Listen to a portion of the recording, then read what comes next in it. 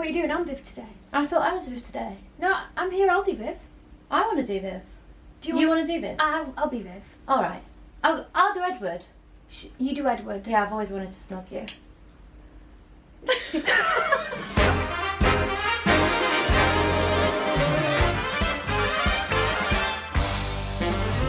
Hello, I'm Amber Davies and welcome to Call to Stage. This is the space where musical theatre takes centre stage. From unforgettable backstage stories with incredible special guests to insights from my life and my theatre journey. We're leaving it all on the mic every single week, so let's jump in.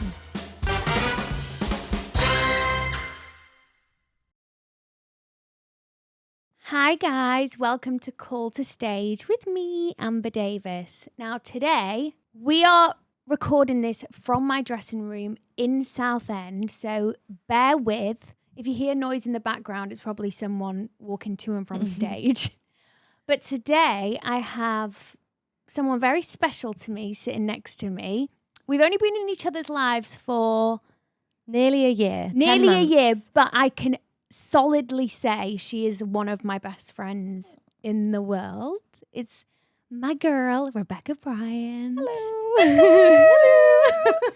I'm literally so buzzing that you're here. I'm really nervous. I don't know why. I don't know. I'm just like, oh. We literally chat all day, every day I know. for the past year. Like I it's know. it's no different. Yeah, very true. But this is really, really special because we're currently in Pretty Woman together. Yep.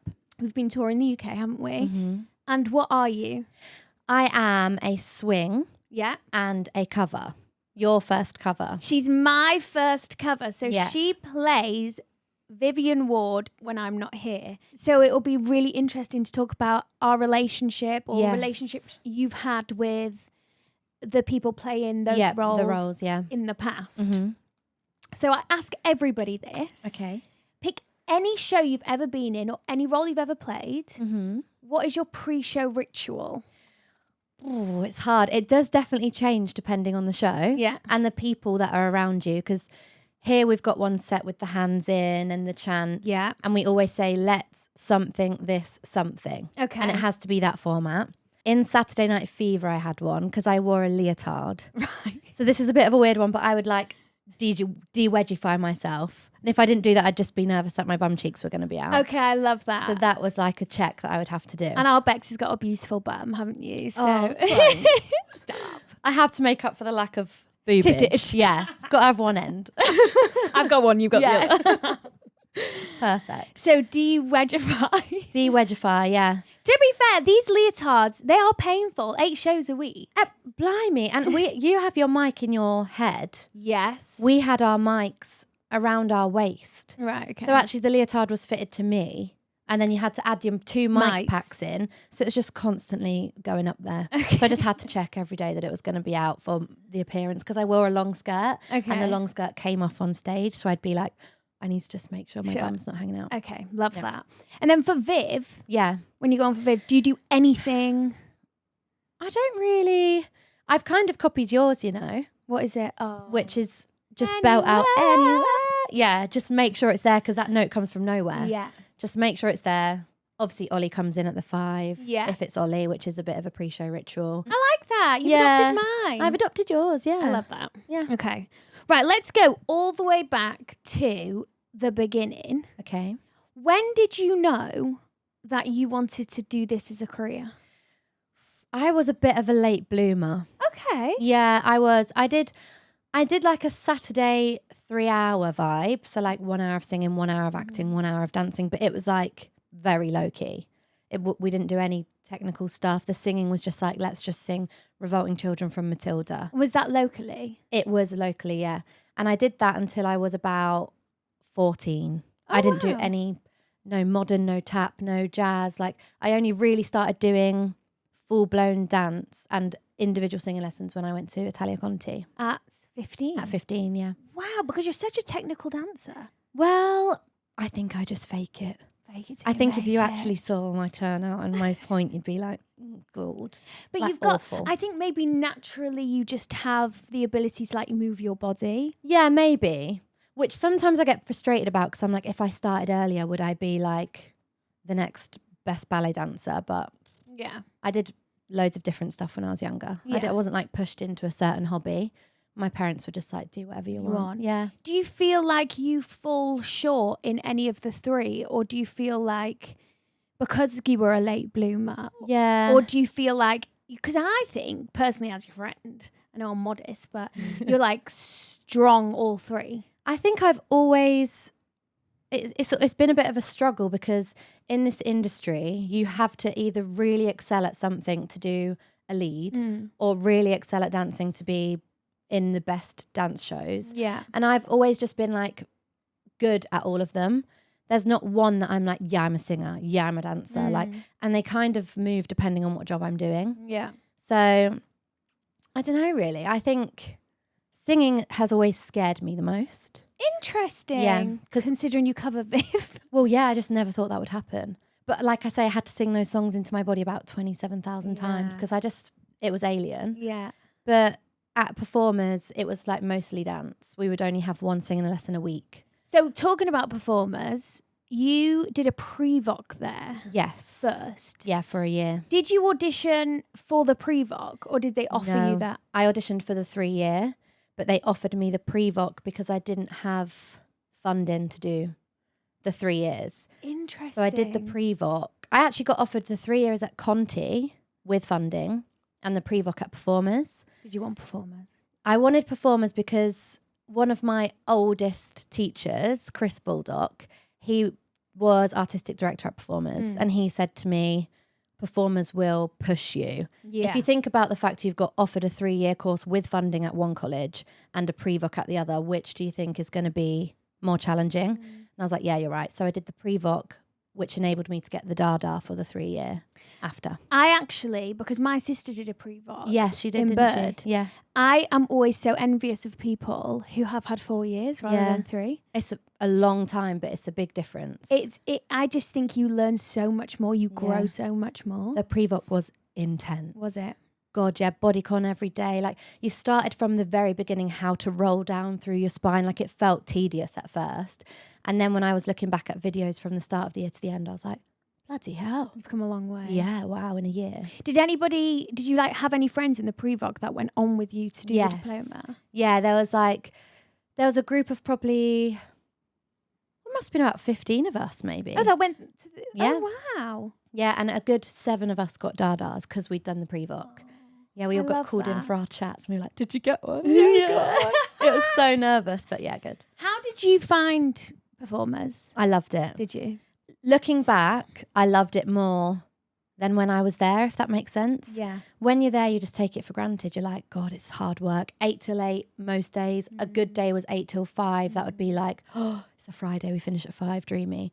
But it was intense. So sometimes you resented it for that because you were just knackered. Yeah. But looking back now, I'm like, God, that was amazing. I would do it all again with more Gratitude. effort and gratitude if I could. Yeah. Because there was days That's where really I was like, interesting. I couldn't be bothered to do a plie. I know, but Honestly. when you're shattered like that, Yeah, true. I truly believe the hardest time in my life was college. Yeah. Like, Also, you're so young. yeah. So you're actually learning so much about yourself. So some days you're like well up for it. And other days you're like, I don't even know if I really, truly want to do this. Or have you even like put the right nutrition in your body because you're cooking for yourself? Yeah, God, I wouldn't eat before 8 a.m. ballet and I'd be like, what am I doing? I'm going to faint. But that was just life there, wasn't it? Yeah. Always eat before 8 a.m. ballet. Always eat before 8 a.m. ballet. Or 10 a.m. ballet. Any ballet. So this is so interesting, guys, because me and Bex were always meant to cross paths at some point because your first professional job was 9 to 5. Yes. Which we just skimmed each other. So I'd just finished and you started. Just started, yeah. And you covered Judy. Yeah. I played Judy. So how was that? Did you enjoy that? I loved it. I loved 9 to 5.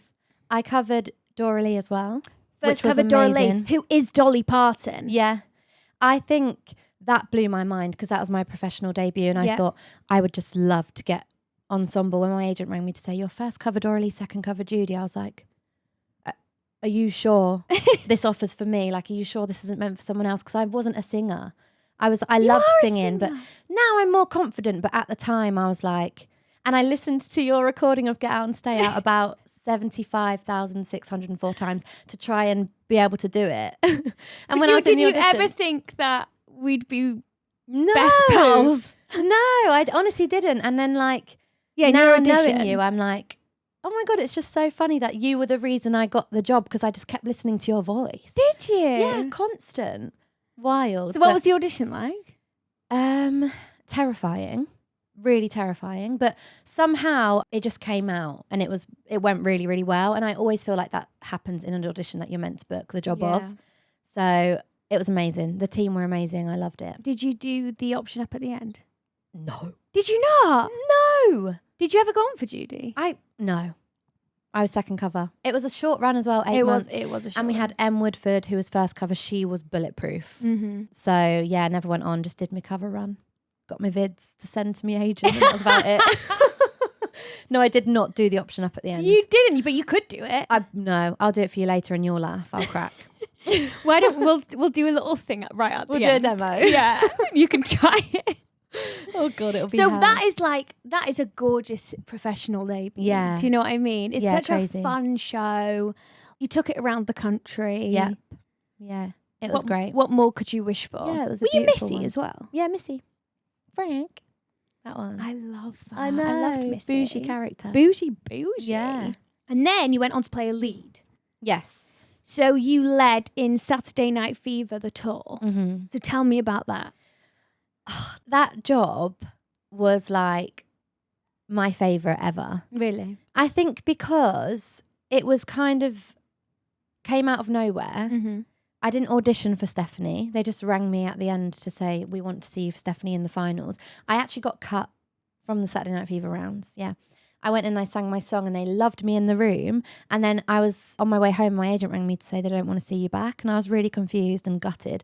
So I was like, right, I feel really sad. I'm going to go get my hair cut and blow dried tomorrow because I'm depressed. Yeah. And I was sat in the chair and my agent rang me and he went, babe, they want you back in to sing, to see you to do Stephanie in an hour and a half. And obviously I live in Loughborough. Yeah. So I was like, well, it ain't happening. One hair's up here, one hair's down here. I'm not booked a train. Like, it's not going to happen. And he was like, just get there as soon as you can. So I did. I learnt the song on the train.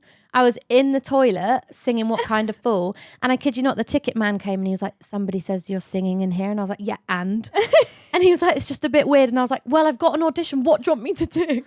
I was like, I can't deal with muggles. They don't get it. I was there with my sheet music like, I have to sing in here, please, just let me.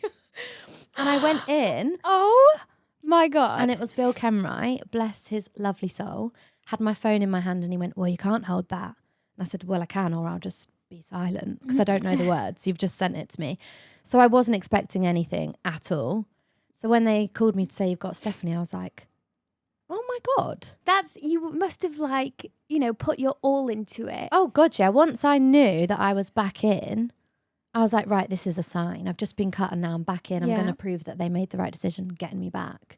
And that job was amazing. The people were all beautiful humans, no bad eggs. Oh, it was only a 12-week run. So like you're not sick of anything or anyone. I would go back and do it again now. I loved it. I always feel like a shorter run is so much more healthy. Yeah. Because you don't get sick of things. You don't know. You don't get complacent. No. Because everything still feels fairly fresh. Yeah. People don't get on your nerves because naturally that happens after time. Yeah. I mean, apart from you, you don't annoy me. You don't annoy me either. But yeah, Love you. it was beautiful. I love you. I love you. I love you more. I love you. I love you the most. Weirdos.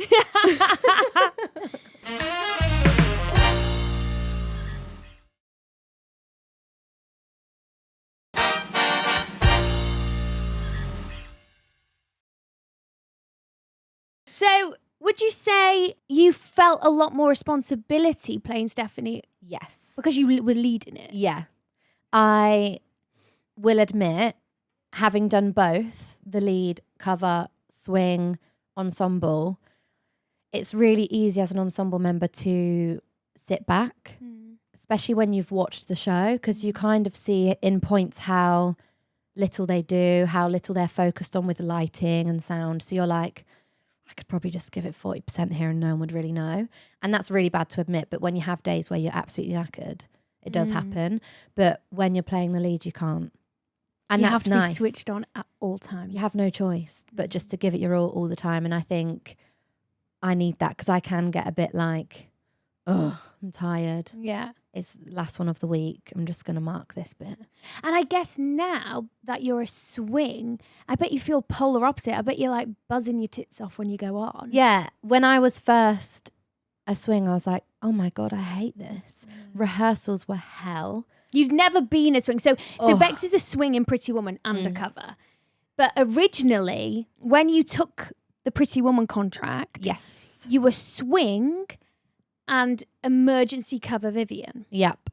So leave Vivian for a second. Mm-hmm. First time being swing. Yes. Yeah. Talk. It wasn't anything that ever appealed to me. Mm-hmm. It never appealed to me to be a swing. I hadn't thought to myself, like, I really want to have that mind of like doing 17,000 tracks and smashing it. So when I got the call, I was like, okay, it'll be good to have on my CV, but I don't want to be boxed off as a swing for the rest of time. And I always thought I want to be on stage every single night. So rehearsals happened and you sort of just sit in the corner and have to get as much from rehearsals as you can, ask as many questions as you can. And it depends what show you do, what team you're working with, how often they'll swing you on for a track. But in ours, it wasn't very often. It was just if someone was ill or went home early or whatever. So it was really difficult. And I thought I shouldn't have taken this, especially from coming from playing The lead. to almost like the bottom of the cover pile. Yeah. And like emergency ensemble situation, I guess. It's not that. Now that I've done it, I realise it's not that. But at the time, I was like, I'm just like last option everything. Yes. But you're not at all. It very quickly changed. Like when I'd sort of ticked off 3 of my tracks, I was like, okay, this is actually quite fun. And I will admit I was more scared for my swing debut than I was for my Viv debut. Oh, really? 100%. I think because it affects so many more people if you go wrong. Yeah, okay, got you. You're like, oh God, I need to be on my shit so that I make sure that no one else gets in my way or I don't hurt anyone, injure anyone. Yeah. Especially if there's partner work, things like Partner that. work, yeah, spacing, like it's really scary. And I always think there's 2 types of performers. There's one who has a swing brain and functions that way, and the other who doesn't. Like I 100% don't have a swing brain. And I can imagine you didn't think you did. No. But you definitely do. You've unlocked Oh God, that. yeah, I've unlocked it. And I didn't, even in rehearsals, I was thinking, I don't know what I'm doing. No. And if I was to get chucked on tomorrow, people would get hurt. Like that was the sort of scenario I was in. And it wasn't until you're in the situation on the stage and you just have to do it. You're under that pressure. Your brain's like, oh, okay, actually, I do go to 4 here and I do this. And it just happens. And I remember Jade saying she doesn't use maps or anything like that. And I would think, God, I would need all of that. Haven't. No. It just goes in somehow if you have the brain. Yeah. So I would, and I will say now, I would swing again. Oh, yay! But at the start of the contract, I was like, nope. I remember like looking at your face and you were kind of in the corner of the room like, what have I done? Sat there like, oh my God. I would just watch everything, wouldn't I? yeah. They'd be like, get up and do it. And I was like, no. It did go in, obviously. Somehow, yeah. And then how many tracks have you done in this show? You've completed it, haven't you? Everything, yeah. So there's 6 ensemble tracks and your track. So that's 7. So you've done 7 tracks. 7 tracks, yeah. That's crazy. Mental. And it's so lovely because obviously it's sad when people are off and people have nays, but I love it when you're on. Yeah, it's so fun. We just have like, we can make eye contact and try and add in little bits. Yeah. And before the show, we're like, what can we add in today? That's going to be really subtle, but for us, it'll be really funny. There's not much, is there? I think we did a high five once. But we did get told off. And we got told off, so. Damn it. Anyway. Never again. So let's talk about the Viv situation. Okay. You were 3rd cover Viv. Yes. And I remember us having a conversation and you saying, I'm never going to go on. Like, we actually thought that, you know. Because it's like a big thing if a 2nd cover goes on. Yeah, like I never went on for Judy, and that was my 2nd cover. Yes. That was a 9-month run. This one's 12. It's not crazy different. No. I just sort of based it on that and thought, it's never going to happen. Yeah. And then the 1st cover left, she got another job. Yep. And you then got bumped to first cover. Yes. How did you feel in that moment? Because I think mentally you thought, I'm never going to play her. Yeah. To, I'm literally the go-to gal now. Yeah, it's a big change. And obviously, I'll be honest, when I got the offer for third cover Viv, I was disappointed because I've always had a first cover lead or played the lead, and not that means I'm fantastic, but that was just where I strived for the trajectory of my career to carry on going. Yeah. So when it was third cover, I was like, okay, it's a hard sing. It's a big acting role. I've never seen myself as a singer or an actress mostly. Like I said, I'm just fairly good at all of them, never like bang on either. So I was like, okay, fine. Swinging will be good. Third cover will be nice. I'll learn it and I'll maybe get to do a cover run. Beaut. But then, I don't know. I just think I'm rubbish in an audition scenario. That's what she said. Because when I heard you sing Viv, I thought, how are you not first cover? And she said, I'm a terrible auditionee. And I get that because I am. It's really hard to show your potential in the room because nerves get the better of you. Nerves get the better of you. And you assume that everybody going into that room is amazing. So you're like, I'm probably going to be bottom of the pile here. Like I'm not got the best belt on me. Like I'm probably going to be quite weak. And I would not be brave enough to make bold choices. When you're in the costume, you've got the mic on your head, the lights are on you, you've got Ollie Saville giving you the lines that he does every single night confidently. You just feel at ease. And like the first time I went on, I thought, this is the one and only time. I'm going to have the best time ever and I'm just going to be a nutter. I'm going to be myself. Yeah. Which works for Viv. Yeah. And I think they just loved it. I think they just reported back that I was quite natural and enjoying myself. And that's because I'd forced myself to do that. Yeah. And I worked really hard on the songs because in the audition, they weren't the best I've ever sung them. Same. So I just worked so hard at making them great because I thought I'm not going to go up there and do a bad job. Yeah.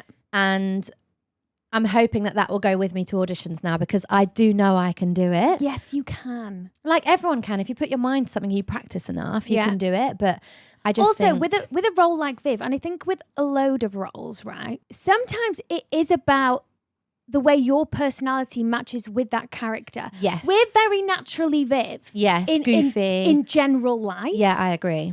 Sometimes I feel like we concentrate so much on the words, saying the words right and singing the note right. And actually it's just about being yourself. Bringing that personality. Yeah, I agree. Like I can't ever see myself in like an old-fashioned musical theatre role. Yeah. Being like all prim and proper. Maybe, but I would have to act. Yeah. That's the thing. I feel like there's parts of Viv where we maybe don't have to act. Yeah. Obviously not the prostitute part. Let's clear that up. But like the goofy bit. Yeah. The bit where she doesn't really care about what people think of her. Like we've got that in us, I think. So that really helps. And then I'd love to talk about the dynamic of obviously our relationship and the fact that you are my first cover. Yeah.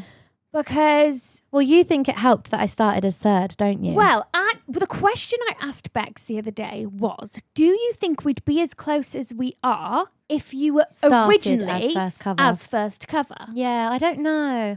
I know what you mean because there's like that unspoken... There's just this unspoken thing in the industry, isn't there? It's not like a competitiveness, but it's just like, you're literally going to be me when I'm not here. And it's just it's like an unspoken like, are you better? Are you worse? What is it? It's just I suppose it's just an interest. And then when you find that out, you're like, oh, okay. Yeah. But I think maybe we would have still got to this point, I think. Yeah. Maybe on like day one, it would have been a bit like, oh, you're my first cover. But then we would have got here 10 months later and still been at this stage. To be honest, I've never felt that because I always look at my covers like, with me, I try and get all my covers on. Oh, God, I'll go above and beyond. Mm-hmm. But how much I appreciate you. Like, I've literally just been recovering from laryngitis and Bex literally saved my ass. We were tag teaming, weren't we? Yeah. You were doing the matinee. I was coming in for the evening. You were just the easiest. Yeah. And even like sometimes it's really weird mentally because I'm a true Libra. I cannot make decisions. And sometimes you'd go, prioritize yourself, stay at home. But I knew Bex was saying that for me, and not because she wanted to go on as Viv, you know? Yeah, I think it helps that I love you. Yeah. If you were horrid, I'd be like, prioritize yourself, stay at home. Come on. But I think as well, you're really bad at taking your own advice. Yeah, I am. So you'd wake up with like half a voice and be like, I think I can do it. And I'm like, Amber, you literally sound like the croakiest little frog. I'm not sure it's going to happen today. And you're like, yeah, okay, maybe you're right. You're like, Amber, you're on steroids. You're literally just popping steroids. It's not a good thing. But I think it's a really good mindset to have that it's not my role as well. It's your role. I think sometimes covers get protective over the role and you don't have the right to, not to sound horrid, but like if you were going to play the role, you'd be playing the role. You're a cover for a reason. You're hired to play Vivian Ward. I'm hired to play it when you're not there. I'm not going to push you out the way to play it. And then moving forward, Yeah. obviously we can't go into too much detail. Put it like this, Bex is going on to do something absolutely fabulous next. Yes. It's very exciting. It is exciting. You're in a very fortunate position. Like literally you've booked a job before we even finished. I feel really lucky because I've only ever had that with one scenario. Every other time I've had to be out of work for like months to try and work for it. And I feel like the industry is quiet at the minute. So I feel really fortunate and I feel just relieved. And I think that like good things happens to good people. You know, you're like one of the most genuine souls ever. And you're so hardworking 99.9% of the time. Not on a Sunday. Not on a Sunday. Not on a Sunday. No. Don't ask me to go on the second show of the day. I want to ask you one question. If you had to give your 10-year-old self advice, what would it be about this industry and about dreams and about, you know, motivation? It would probably just be to enjoy the process and take the pressure off the outcome, whatever that may be, because I do truly think what's meant for you won't pass you. And so if you're like bigging up this thing and you're making it your be all and end all and it doesn't happen, you're going to be gutted. So you've just got to enjoy the process. If you meet great people along the way, it's a real bonus. Like, don't think of everything as a test of your talent and your personality. Just do it for you. And whatever the outcome will be is what was meant to be. Yeah. I love that so much. Thank you so much. And Thanks thank for you having for me. listening, guys. Thank you. Bye.